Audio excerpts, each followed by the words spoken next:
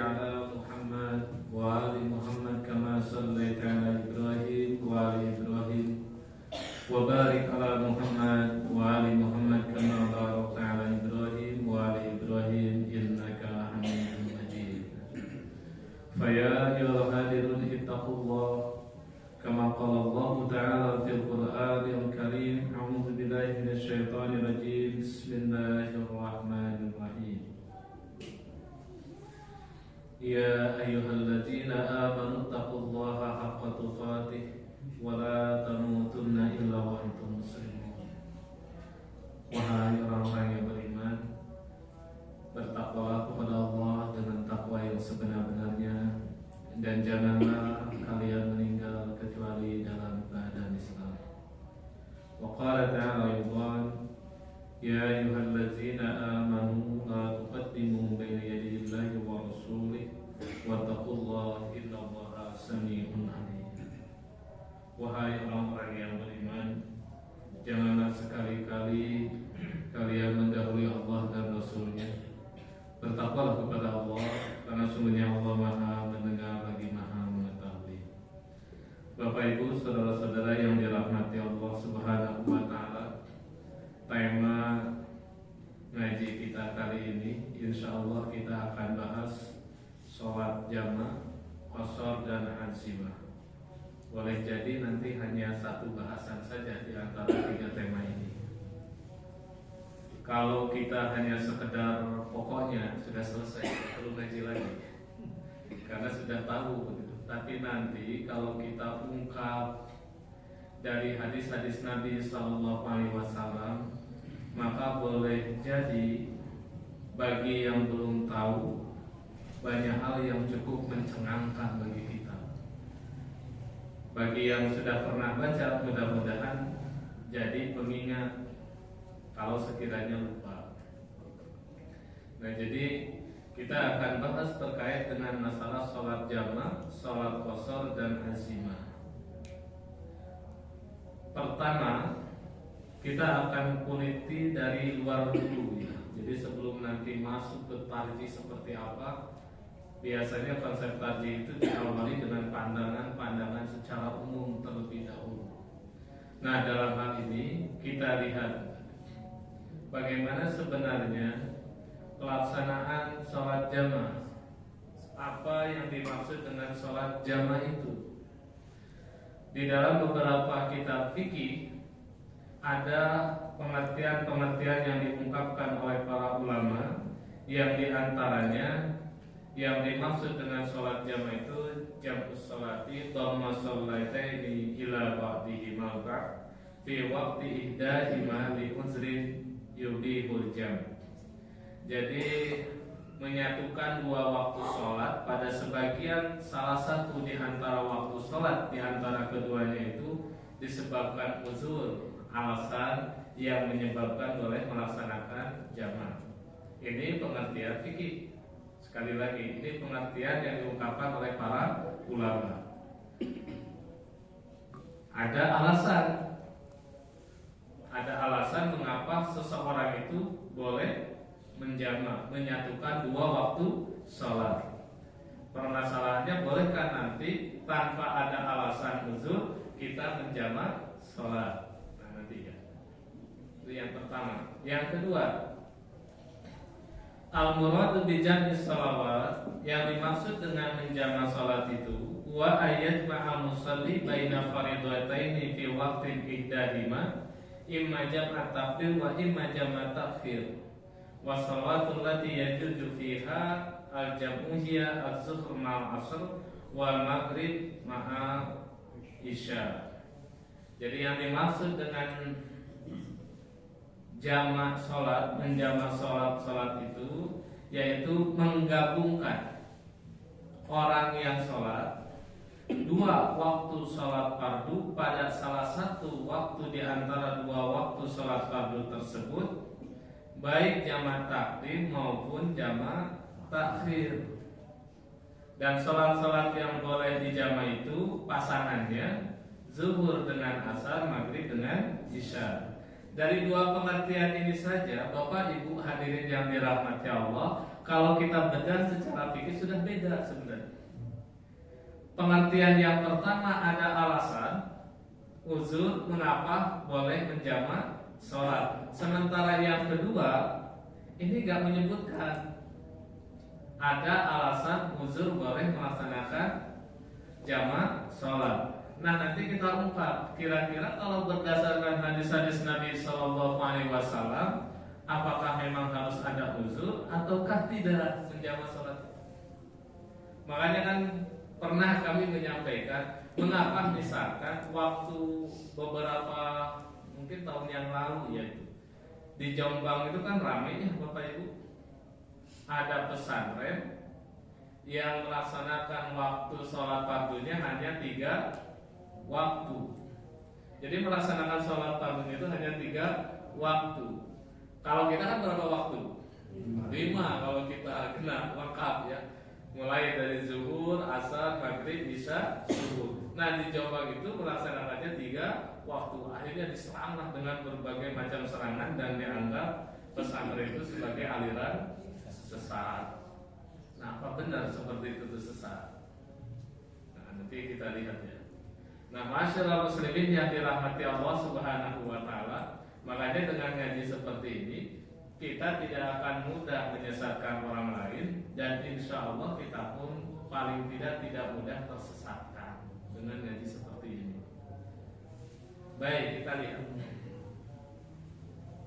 Kalau kita melihat dari 2 tadi, kita ambil pendapat yang pertama ada uzur yang membolehkan, sebab yang membolehkan kita melaksanakan jamak. Nah, apa saja yang menyebabkan kita boleh jamak itu? Yang pertama dari kasus yang pernah dialami oleh Rasulullah SAW, yaitu saat beliau itu melaksanakan ibadah haji. Jadi dikatakan di dalam salah satu hadis Nabi SAW yang diriwayatkan oleh Imam Muslim, dan hadis ini sebagai satu sandaran yang dipakai oleh sebagian para ulama yang menganggap bahwa yusannu jam'u sholatil zuhri wal asri bi Arafah jam'a taqdim wa jam'u sholatil maghrib wal isya bi Muzdalifah jam'a ta'khir. Jadi disunahkan menjamak 2 waktu sholat, yaitu sholat zuhur dan asar ketika berada di Arafah dengan cara jamak takdim, sementara maghrib dan isya di Muzdalifah dengan cara jamak takhir. Disunahkan itu kan berarti begini, ada penekanan, ini sunnah.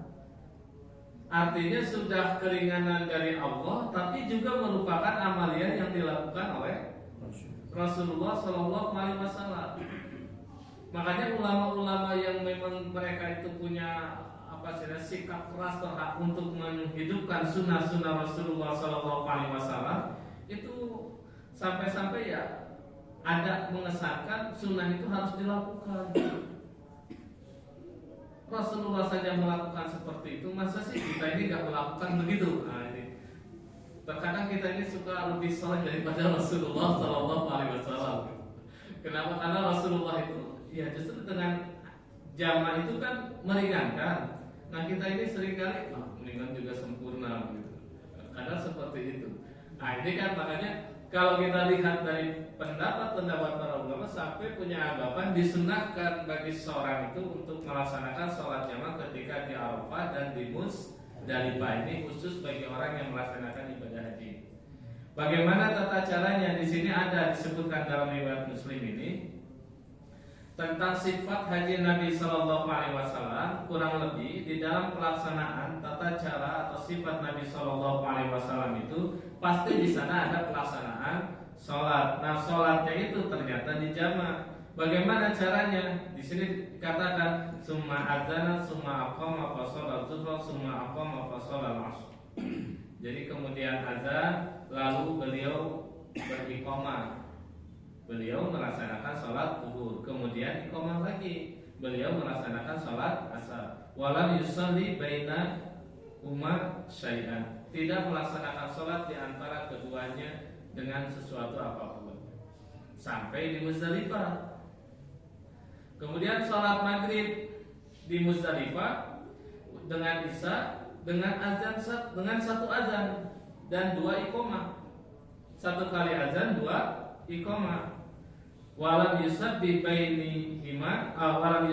bainahuma syai'an, dan tidak ada tasbih, artinya tidak ada wiridan di antara keduanya. Waktu di Arafah ketika melaksanakan sholat zuhur dan asar sama, azannya sekali, iqamahnya dua kali. Tidak ada rawatib, Bapak Ibu. Jadi tidak ada istilah haji mumpung. Kalau sudah jamaah itu sekali lagi. Wah, mumpung lagi nunggu jamaah yang lain lagi wudu, saya sholat rawatib dulu. Kalau ada rawatib dulu berarti kita santai. Rasulullah tuh gak begitu, langsung saja. Makanya kadang kita ini lebih soleh daripada Rasulullah SAW. Karena saking pengen banyaknya pahala yang kita dapatkan begitu. Karena Rasulullah sudah ngajarkan. Jadi kalau sholat jamaah itu memang tidak ada rawatib, tidak ada qabliyah, tidak ada ba'diyah, namanya juga jamaah. Namanya jamaah itu nanti ada. Kenapa kita melaksanakan jamaah? Ada alasan-alasan tertentu begitu. Nah, kemudian yang kedua, bahkan tidak ada zikir di antara kedua sholat itu. Makanya setelah melaksanakan sholat maghrib, berikutnya melaksanakan sholat isya, langsung itu. Jadi setelah sholat maghrib itu enggak astagfirullah, Allahumma anta salam, zikir dulu. Mumpung lagi di Musdalifah, enggak begitu. Langsung saja laksanakan sholat isya. Kenapa? Karena memang itu sudah jamaah. Nah, ini satu ya. Kemudian yang kedua, hadis yang cukup panjang yang diriwayatkan oleh Imam Bukhari. Kurang lebih sama hadis ini pun. Kalau sekiranya kita ini ingin mengikuti sunnah bagaimana Rasulullah SAW melaksanakan sholat pada hari di Arafah itu, maka ya kalau kata ini Pak Kola Abdullah bin Umar, sodako, benar. Artinya benar itu bagaimana? Innahum kanu yastami'una baina zuhri wal asr fis sunnah. Jadi mereka itu melaksanakan sholat zuhur dan asar dengan cara menjama, dan itu merupakan sudah menjadi sunnah Rasulullah Shallallahu Alaihi Wasallam. Makanya dikatakan sahabat pun masih ragu, benar, sahabat pun masih ragu. Faqala li Salim, afa'ala dzalika Rasulullah Shallallahu Alaihi Wasallam? Apakah Rasulullah SAW benar-benar melakukan hal itu? Nah, apa dijawab lagi? Faqala Salim menjawab, wa hal tattabi'una fi dzalika illa sunnah. Kalau bahasa dibebaskan itu ya, kalau kurang lebih di bahasa dibebaskan itu mau sunnah mana lagi begitu ya?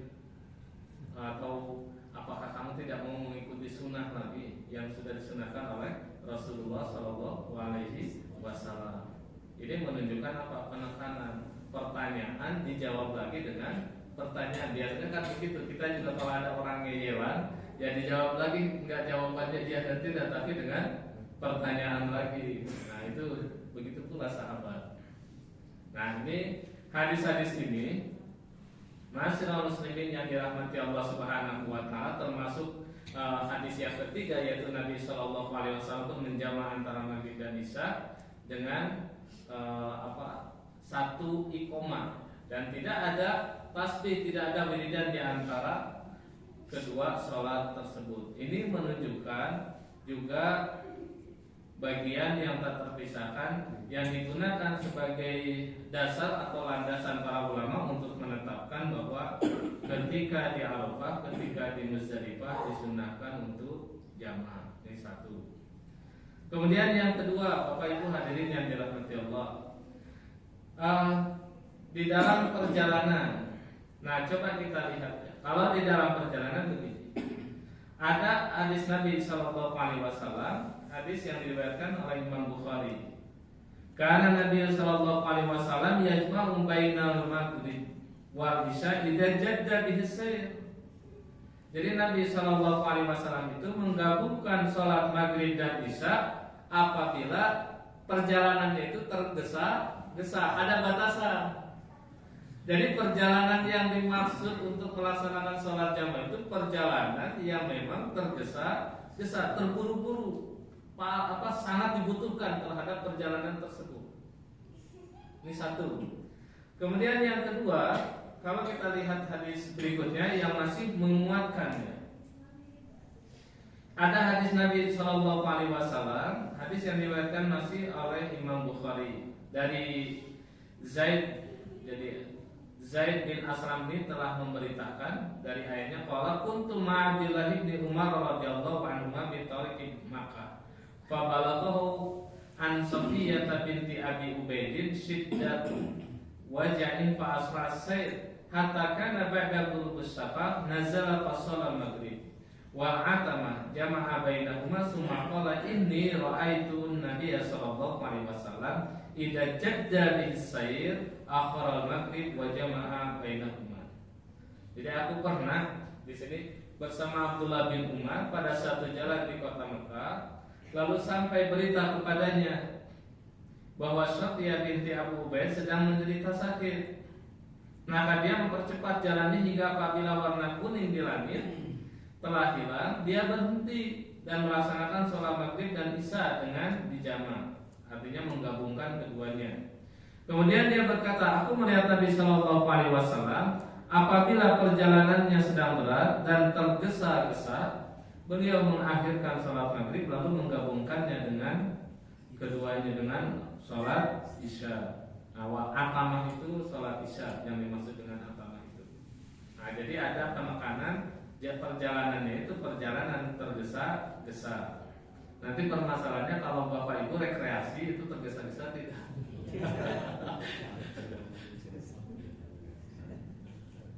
Kita ini kan kadang tergesa-gesa, ini kan ada batasan begitu. Nah jadi kita lihat dulu secara dasar. Kemudian begini, ada hadis Nabi Shallallahu Alaihi Wasallam, idza irtahala qabla an tazigha asy-syams akhara zuhra ila waqtil asr summa yajmu bainahuma wa idza jadat salat zuhra summa raqiba. Apabila dikatakan di sini berangkat bepergian sebelum matahari condong, berarti kalau sebelum matahari condong belum masuk waktu zuhur. Jadi belum masuk waktu zuhur. Nah, beliau mengakhirkan waktu zuhur itu hingga masuk waktu sholat asar. Berarti jam apa? Jam takhir. Nah, begitu. Nah, kemudian di sini apabila berangkatnya setelah matahari condong, berarti sudah zuhur. Beliau melaksanakan sholat zuhur terlebih dahulu, kemudian setelah itu berangkat.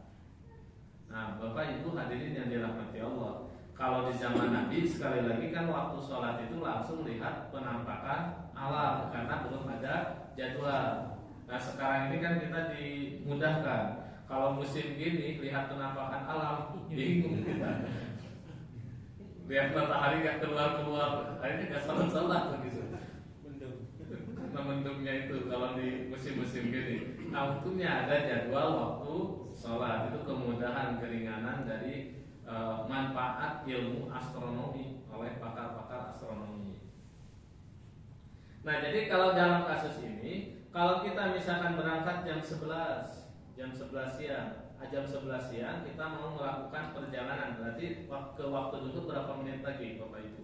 Kalau jadwal sekarang kurang lebih 20 ya, 18 terus kurang lebih 20 menit. Nah, kira-kira kalau misalkan Bapak Ibu disuruh berangkat jam 11 itu nunggu dulu gak? Kalau misalkan nunggunya 15 menit lagi, kita mau bepergian nih, apakah kita ini nunggu dulu atau bagaimana biasanya?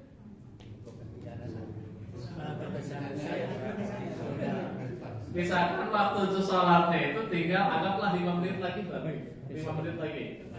Kira kalau 5 menit lagi nunggu sholat dulu atau langsung berangkat? Nah, itulah hebatnya kita. Sholatnya kita luar biasa. Sholat dulu. Padahal kalau dikatakan kalau perjalanan itu adalah perjalanan yang terdesak, apalagi dikabarikan kasus misalkan ada saudara sakit, jangan nunggu sholat. Kalau nunggu sholat, umur itu kita gak tahu. Jangan-jangan 1 menit saja kita tidak bisa ketemu, berangkat saja. nanti kita jamak tahir. Jadi jangan terlalu sok dekat dengan Allah, sudah kita berdoa sama Allah kan. Jangan. Ini kan sangat manusiawi ajaran Islam itu. Berangkat aja udah. Dan Nabi pun mengajarkan begitu. Karena kalau misalkan kita nunggu sholat, maka kita belum jamak itu. Jadi kalau misalkan nunggu sholat dulu, ya kita hanya sholat zuhur karena kita belum bepergian, baru niat saja mau bepergian. Seperti di hadis ini. Jadi kita hanya sholat zuhur saja, nanti sholat asarnya bisa di tempat yang dituju atau dalam perjalanan. Gitu. Nah ini hadis yang dalam perjalanan. Kemudian ada satu penjelasan kenapa sih orang yang bepergian itu, orang yang dalam perjalanan itu harus mengambil jamak. Ternyata ini cara Allah untuk memudahkan kita. Yuridullahu bikumul yusra wala yuridu bikumul usra. Allah itu menghendaki kepada kalian yang ringan-ringan, dan Allah tidak menghendaki yang sulit-sulit. Atau kalau dalam riwayat hadis, inna dina yusrun walan yusaddaddin ahadun illa qalabahu fasaddidu wa qaribu wa abshiru wasta'inu bil qadwati wa rawhati wa syai' minad durja. Jadi sesungguhnya agama itu mudah dan tidaklah seorang mempersulit agama kecuali dia akan dikalahkan semakin sulit lagi, semakin berat lagi. Maka berlaku luruslah kalian, mendekatlah kepada Allah, jadi mendekatlah kepada yang benar, dan berilah kabar gembira dan minta tolonglah saat waktu dua-dua, kemudian juga aruha, kemudian juga adurja. Ini waktu-waktu kita ini beraktivitas ya, baik di waktu setelah zuhur, waktu pagi, waktu setelah zuhur maupun waktu malam. Kita selalu mohon perlindungan kepada Allah Subhanahu wa taala. Jadi sekali lagi penegasan tentang adanya jamak ini bagian dari kemudahan yang Allah berikan di dalam menjalankan agama ini. Nah, termasuk ini beberapa pendapat para ulama itu memang disyariatkannya jamak bagi orang mukallaf itu adalah satu keringanan dan lebih utama. Yang ringan itu kalau kita laksanakan ternyata jauh lebih utama daripada yang berat. Bapak Ibu lapar, misalkan pulang kerja, azan berkumandang sementara ibu-ibunya sudah menyiapkan makanan di meja makan. Azan berkumandang, makan dulu atau sholat dulu? Makan.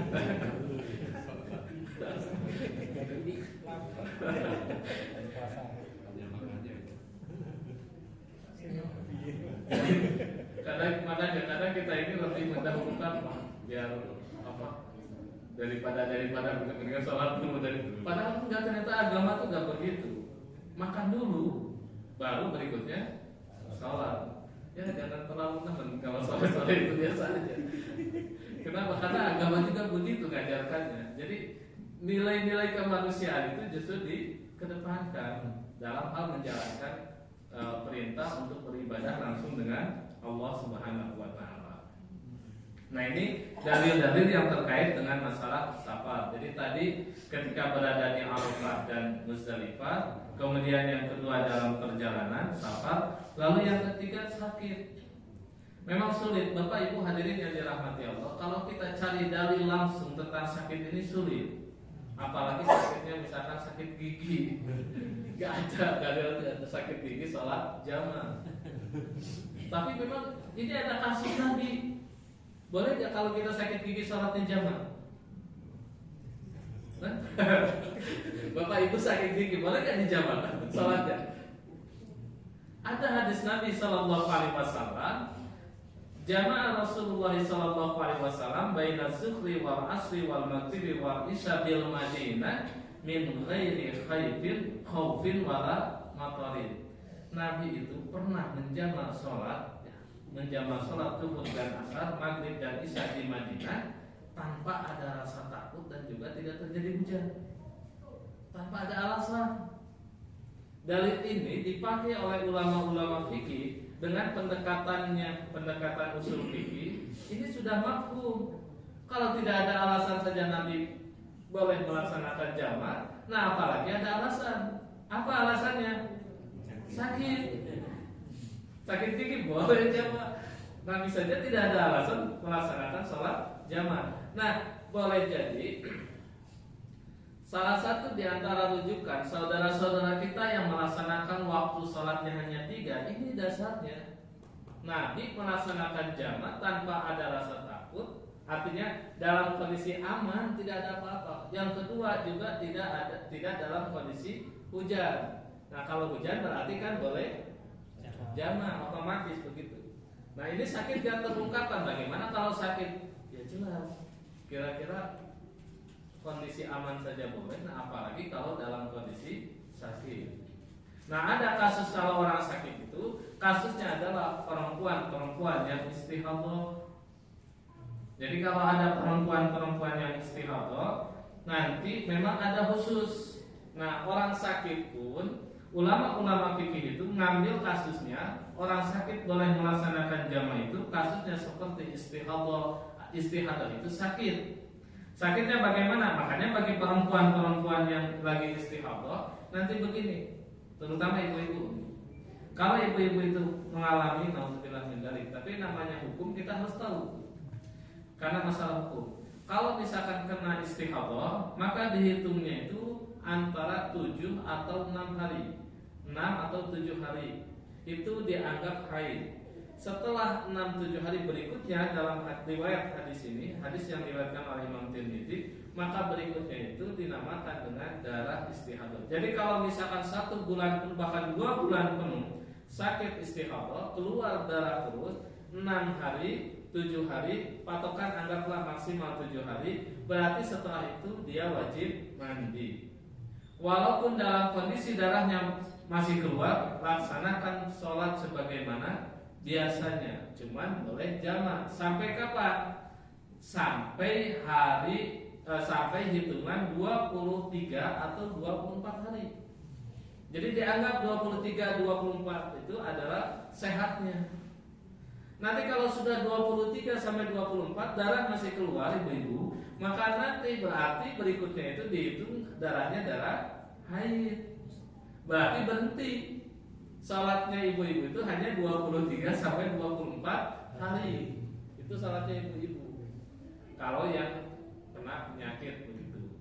Nah, jadi berikutnya walaupun darah keluar dianggap darah haid, tunggu sampai seminggu. Setelah seminggu mandi, lanjutkan lagi seperti biasa. Nah, ini bisa menggunakan jama'. Di sini di dalam riwayat yang cukup panjang ini bisa melaksanakan sholatnya jama'. Jamanya bagaimana ya? Silakan saja mana yang lebih meringankan. Apakah nanti bisa mengakhirkan zuhur lalu menyegerakan asar berarti jama' takhir, atau begitu pula maghrib dan isya, itu bisa dipilih. Silakan saja mana yang meringankan kalau pas seorang itu dalam kondisi istihadah. Makanya perempuan yang kena penyakit istihadah itu ada hadis Nabi SAW kekhususan boleh menjama' sholat. Jadi waktu sholatnya 3 waktu siang, zuhur dan asar, malam, maghrib dan isya. Nanti berikutnya subuh. Nah, ma'asyiral muslimin yang dirahmati Allah Subhanahu wa taala. Lalu berikutnya orang yang dalam kondisi cuaca hujan. Nah, ini kita musim hujan. Jadi mumpung musim hujan sering-seringlah sholat jama'. Karena memang betul. Jadi Nabi SAW itu pernah melaksanakan sholat jama' dalam kondisi hujan. Dalilnya yang dipakai oleh para ulama, satu, karena Nabi pernah menjama' sholat dalam kondisi tidak terjadi rasa takut. Kemudian yang kedua juga tidak terjadi hujan. Jadi dalil ini yang mendasari, kalau begitu sebaliknya kalau terjadi hujan otomatis boleh melaksanakan sholat jama'. Nah, kemudian dikuatkan lagi dengan dalil yang lain. Ada kasus dari Ibnu Abbas, anna Nabi sallallahu alaihi wasallam shalla bil Madinah sab'an wa thamaniyan. Nabi sallallahu alaihi wasallam itu sholat di Madinah 7 dan 8 rakaat, zuhur dan asar, maghrib dan isya. Nah, coba ada 7, ada 8, berarti kan ini jama'. Kalau zuhur kalau 7 berarti maghrib dan isya. Kalau 8 berarti zuhur dan asar. Nah, ada komentar faqala Abu Ayyub la'allahu fi lailatin matirah. Mudah-mudahan itu tuh terjadi karena dalam kondisi hujan, kata sahabat. Jadi, nah hadis ini Bapak Ibu hadirin yang dirahmati Allah, saya masih teringat waktu almarhum Ustadz Abdullah Hasim dan almarhum Ustadz Yasin Zuhaini dialog di kantor PDN. Kita ada acara dialog ketarjihan. Nah, ini salah satu landasan yang dipakai oleh Ustadz Abdullah Hasim almarhum yang mengatakan jamaah itu langsung 7 rakaat. Kalau misalkan maghrib dan isya. Sementara kalau misalkan zuhur dan asar langsung 8 rakaat. Memang kalau kita lihat dalil ini, ya memang ketua ungkapnya begitu. 7 sama 8 kan begitu. Nah, lalu bagaimana kalau kita lihat lagi dalil-dalil yang lain? Ternyata dengan dalil-dalil yang lain nanti akan terungkap. Apalagi nanti ada satu pernyataan saking cepatnya antara satu waktu dengan waktu berikutnya itu tidak terlihat seperti ada pemisah. Nanti akan ada dalil terkait dengan itu. Saking cepat, makanya kan tidak ada wiridan dulu, nggak ada zikir dulu kalau sudah selesai melaksanakan sholat yang pertama, langsung berikutnya sholat kedua. Nah, ini masalah hujan. Dan begini Bapak Ibu hadirin yang dirahmati Allah, kalau kita lihat kondisi, tentu hujan sangat dimaklumi kalau ini di zaman Rasulullah SAW. Kenapa? Satu, masjidnya tidak seperti kita. Jadi kalau kena hujan maka masjidnya becek. Makanya sampai ada sahabat Nabi SAW itu sholat dalam kondisi kakinya itu penuh dengan lumpur. Nah, kalau kita langsung gak sah sholatnya gitu, karena ada lumpurnya. Padahal sahabat Nabi itu sholat penuh dengan lumpur. Kenapa? Karena memang kondisinya begitu, sangat memungkinkan. Nah, tapi karena ini masalah dalil, ya pokoknya hujan. Jadi karena ini dalil, berarti kalau terjadi hujan maka boleh kita untuk menjamak. Apalagi kalau hujannya deras. Kita kan nggak ngerti ya, namanya alam itu kan nggak bisa diprediksi. Nah, disitulah saya kira untuk menjaga keselamatan diri kita. Nah, ma'asyiral muslimin yang dirahmati Allah Subhanahu wa taala, ini terkait dengan masalah kalau hujan boleh jamaah. Kemudian berikutnya rasa takut, khauf. Nah, khusus masalah khauf ini memang terjadi perdebatan di kalangan para ulama. Kalau yang tadi itu sepakat-sepakat aja para ulama. Tapi masalah takut ini, mengapa ada yang mengatakan boleh jamaah karena takut, tapi nanti ada juga yang mengatakan tidak boleh jamaah disebabkan takut. Takut yang bagaimana yang dimaksud? Takut yang dimaksud itu, Bapak Ibu hadirin yang dirahmati Allah Subhanahu wa taala, kita lihat misalkan di satu dalil dari Ibnu Abbas. Shalla Rasulullah sallallahu alaihi wasallam az-zuhra wal 'asr jami'an wal maghrib wal isya jami'an fi ghairi khaufin wala safarin. Nabi sallallahu alaihi wasallam itu pernah jamak zuhur dan asar, lalu maghrib dan isya tanpa terjadi rasa takut, juga tanpa sedang dalam perjalanan, santai di rumah tapi jamak. Nah, dalil inilah yang dijadikan kalau begitu orang tidak dalam perjalanan, tidak ada dalam rasa takut saja boleh jamak. Nah, apalagi kalau dalam kondisi takut, sangat memungkinkan Bapak Ibu.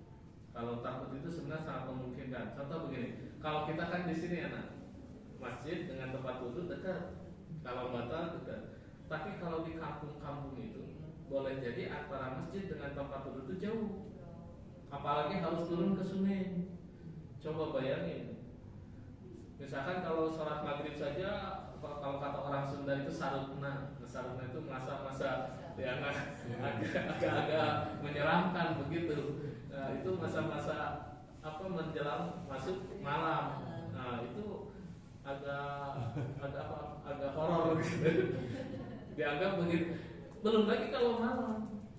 Kalau malam gimana coba kalau misalkan ternyata harus sampai wudhunya itu turun ke sungai. Bukan karena takut dedemit, bukan, tapi boleh jadi nanti kan ada hewan buas. Kemudian yang kedua ada orang jahat. Nah, oleh sebab itu Islam mengajarkan dijamak saja. Kalau kondisi memang di kampung itu seperti itu kondisinya. Kalau di sini kan enak, tidak ada rasa takut dan tidak ada juga bahaya begitu kalau mau kamar mandi. Tapi, ini kalau pendapat ulama yang melarang, ada ayat Al-Quran di surat Al-Baqarah 238 239. Hafizu 'ala sholawati wassalatil wusta wa qumu lillahi qanitin fa in khiftum farijalan aw rukbanan. Jadi jaga oleh kalian salat dan salat wusta, dan laksanakanlah dengan penuh ketaatan ketundukan, baik karena dalam kondisi rasa takut ataupun dalam berjalan atau bepergian. Jadi karena ada dalil ini, akhirnya ada sebagian ulama berpendapat kalau takut itu enggak boleh. Nah, inilah perdebatan di kalangan para ulama. Tapi kalau kita mengacu kepada dalil tadi, Nabi pernah melaksanakan sholat jamaah tanpa ada rasa takut. Kemudian yang kedua tanpa terjadi hujan. Yang ketiga tanpa sedang dalam perjalanan. Berarti kan otomatis mafhum dalam kaidah usul fikih, secara mafhum itu sudah dikategorikan satu uzur yang menjadikan seorang itu boleh melaksanakan jamaah. Nah, kemudian berikutnya, ma'asyiral muslimin yang dirahmati Allah Subhanahu wa taala, yang boleh jamaah itu ibu-ibu yang menyusui. Nah, ibu-ibu yang menyusui itu boleh jamaah. Selama ini pernah nggak dengar ibu-ibu? Jadi, untung kita ngaji. Jadi ternyata ibu-ibu yang menyusui itu boleh melaksanakan jamaah. Kita kan selama ini tahunya perjalanan beres gitu. Mungkin sakit tambahannya. Nah, ternyata ibu-ibu yang sedang menyusui itu boleh melaksanakan sholatnya jamaah. Apa alasannya? Dikatakan di sini, yajuzu lil murti ijabu sholati idza syaqqa alaihi usyabiha inda kulli fardhu. Jadi boleh bagi ibu-ibu yang sedang menyusui itu menjamak sholatnya apabila kesulitan mencuci bajunya setiap kali mau sholat. Kok bisa? Mungkin pikiran kita akan begitu. Kok bisa? Nah, nasu ala dzalika fuqaha al-Hanabiyah. Ulama-ulama Imam Ahmad bin Hanbal mengambil satu alasan ya, mengapa orang yang sedang menyusui itu boleh melaksanakan jamak sholatnya karena kesulitan tadi, masyaqah. Syaqah itu kesulitan. Termasuk juga Ibnu Taimiyah, Syekh Utsaimin itu boleh. Mengapa demikian? Karena ada satu alasan, wa dzalika likasrati ma yalhaquha min najasati tif wa masyaqqati tadkhir siyabiha li kulli sholatin. Itu disebabkan karena akan sering terjadi nempelnya najis anak kecil pada si ibu tadi, dan oleh sebab itu akan menyebabkan kesulitan untuk mencuci bajunya setiap kali sholat. Kan sangat masuk akal. Mengapa? Karena lagi gendong bayi. Namanya bayi zaman dulu belum ada pampers. Dikit-dikit ngompol, dikit-dikit ngompol. Nah, kita ini kan nanti, ini kalau pikir nanti akan berkembang pikir itu. Sekarang kan sudah ada pampers. Kan gitu logikanya. Tapi karena ini masalah hukum, ya disampaikan terlebih dahulu. Iya, kalau punya duit untuk beli pampers. Kalau nggak punya uang untuk beli pampers, berarti kan kembali kepada hukum asal. Boleh ibu-ibu itu menjamak sholat. Jadi selama menyusui 2 tahun nih ibu-ibu, selama 2 tahun itu lumayan bu. Sholatnya jadi 3 waktu, siang, zuhur dan asar, maghrib, dan bisa di waktu malam tambah subuh. Nah, ini pendapat yang disampaikan oleh para ulama. Jadi ya tentu batasannya sampai 2 tahun. Nah, ma'asyiral muslimin yang dirahmati Allah Subhanahu wa taala, makanya kalau kita melihat dari dasar-dasar itu, ini secara umum Yang membolehkan kita ini melaksanakan sholat jamaah itu satu, ketika berada di Arafah dan Muzdalifah. Kemudian yang kedua dalam kondisi di perjalanan. Yang ketiga sakit. Yang keempat istihadah. Yang kelima hujan. Yang keenam adanya rasa takut. Yang ketujuh menyusui. Ini sangat memungkinkan nanti akan bertambah lagi, tergantung dari kesulitan yang dihadapi oleh kita. Karena kan biasanya orang itu semakin banyak jumlah manusia, kebutuhannya semakin banyak. Berarti kalau kebutuhannya semakin banyak, kesulitannya pun bertambah banyak dan beragam. Nanti akan semakin tambah. Nah ini lagi. Nanti kita lanjutkan setelah ini. Kita ini kan kadang kalau mau jamaah takdim, jamaah takhir pokoknya. Padahal kalau secara kajian ngaji nanti ada syarat. Kenapa kita jamaah takdim, kenapa kita jamaah takhir? Bagaimana persyaratannya harus terpenuhi? Gak bisa pokoknya maunya. Jadi gak bisa pokoknya sama maunya. Baik, nanti kita lanjutkan setelah sholat isya. Kurang lebihnya saya mohon maaf. Saya itu bila bisa bilang assalamualaikum warahmatullahi wabarakatuh. Waalaikumsalam warahmatullahi wabarakatuh.